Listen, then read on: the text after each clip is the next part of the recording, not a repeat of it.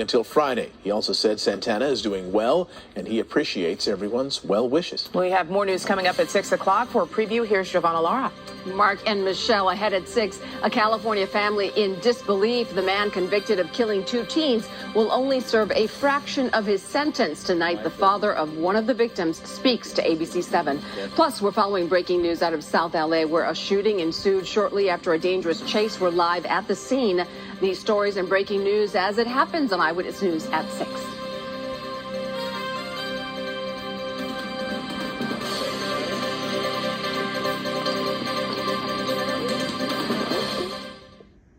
This is Eyewitness News with live breaking news.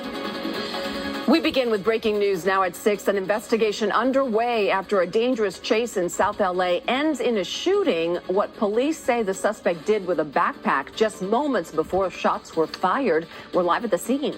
My reaction, I couldn't even talk without crying about it. New at 6, this father in total disbelief. The man convicted of killing his teenage son and his girlfriend will be released early from prison. What the DA's office is saying. Right next to me, he stopped there. I mean, it was a blessing. More Southern Californians pour into Vatican City tonight. We hear from a Glendale faithful who saw the Pope just a few hours before his passing. Hello, I'm Giovanna Lara. I'm Mark Brown. You're watching Eyewitness News at 6, live on ABC7, Hulu, and wherever you stream. A dangerous pursuit ending in gunfire on the 105 freeway in South Los Angeles. Police say the suspect led officers on a short foot pursuit before they fired shots at him. Eyewitness News reporter Jory Rand is live in South Los Angeles with the latest in this investigation. Jory. Yeah, guys, it was believed this was an armed and dangerous suspect. It turns out that person did not have a gun, but an officer opened fire when they reached their hand into a backpack in the midst of a foot pursuit. We're in the middle of Central Avenue, just south of the 105 freeway. This started as a pursuit just about a half a mile away in Nickerson Gardens. It did not last long. Just a few minutes, that driver wound up on the off-ramp, on the on-ramp, going to the right on your screen to get onto the 105 freeway. That person that apparently changed their mind, turned around backwards, and we have video from Air 7 showing them going the wrong way, coming back down the on-ramp from the 105. At that point, police say that driver got out, took off. A foot chase began. At some point, they say that person reached into a backpack, and a 5-year veteran of the force opened fire on that person. It turned out when they searched the backpack, there was no gun.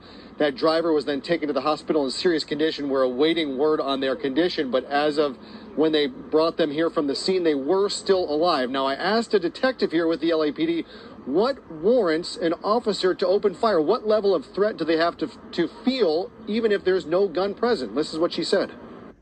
You have to believe that there's an immediate defense of life. So tonight, what will happen is that those officers will be interviewed.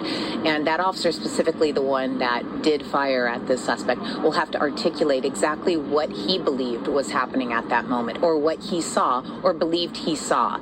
So a lot depends on that. Also, of course, our officers are all equipped with body-worn video.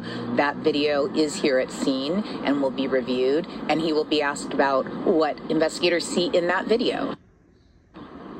And you can see at the base of the on-ramp those evidence markers, likely bullet casings of where that officer opened fire. It looks like multiple shots were fired, though at this point the LAPD can't tell us exactly how many were fired. The force investigation is now underway, as you heard from Detective Aguilar. That is because that driver is still alive. If they die, that gets ramped up to other jurisdictions, to the state and the district attorney's office, state's attorney's office.